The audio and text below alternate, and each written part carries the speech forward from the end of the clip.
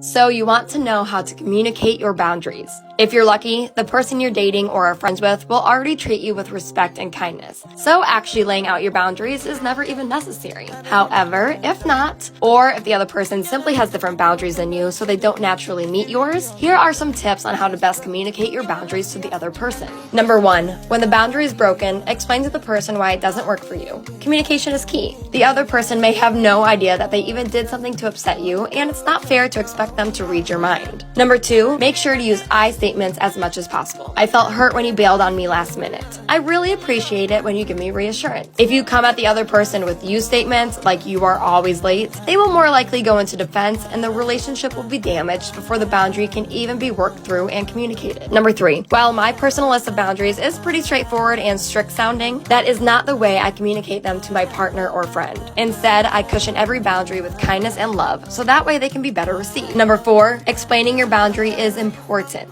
but outlining what will happen if a boundary is broken is also necessary. For me, if my boyfriend gives me the silent treatment in a fight in a way that's meant to hurt or manipulate me, I will exit the relationship. Other boundaries, though, create a lesser consequence. Number 5, you have to follow through when your boundary is violated. Whether that means leaving the friendship or relationship or simply taking a step back, you have to make sure the other person knows that that's going to happen, and when they do break the boundary, that you stick to it. Otherwise, you will continually be disrespected, and in the end, you're not going to feel so great about yourself.